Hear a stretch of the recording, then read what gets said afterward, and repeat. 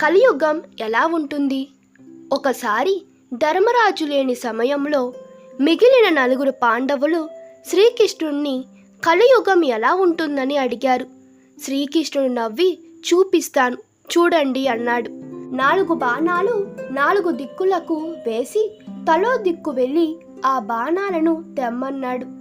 నలుగురు పాండవులు తలో దిక్కుగా ఆ బాణాలను వెతుక్కుంటూ వెళ్ళారు.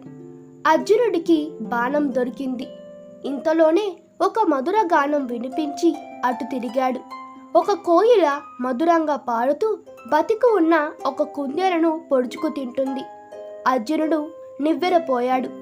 తిరిగి కృష్ణుడి దగ్గరకు బయలుదేరాడు. భీముడికి బాణం దొరికిన చోట నిండుగా నీళ్లున్న 4 బావుల మధ్య ఒక ఎండిపోయిన బావి కనిపించింది. ఆశ్చర్యపోయాడు. కృష్ణుడి దగ్గరకు బయలుదేరాడు. నకులుడికి బాణం దొరికిన చోట ఒక ఆవు అప్పుడే పుట్టిన తన లేగదూడను గాయాలయ్యేంత విపరీతంగా నాకుతుంది. చుట్టూ ఉన్న జనం అతి కష్టం మీద ఆవు దూడలను విడదీశారు. నకులుడికి ఆశ్చర్యం వేసింది. వెనుదిరిగాడు.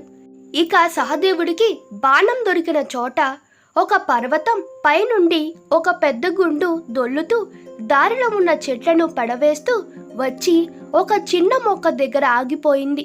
సహదేవుడికి అర్థం కాలేదు. నలుగురు కలిసి శ్రీకృష్ణుణ్ణి తమ సందేహాలు అడిగారు. ఆయన చెప్పడం ఆరంభించాడు. కలియుగంలో గొప్ప జ్ఞానులైన వారు కూడా కుందేలను కోయిల పొడుచుకు తిన్న రీతిగా భక్తులను దోచుకుంటారు. కలియుగంలో అత్యంత ధనికులు కూడా పేదలకు పైసా సహాయం చేయరు. కలియుగంలో ఎలాగైతే ఆవు దూడకు గాయాలయ్యేంతగా నాకుతుందో తల్లిదండ్రులు కూడా తమ పిల్లలను గారం చేసి వాళ్ళ జీవితాల్ని నాశనం చేస్తారు.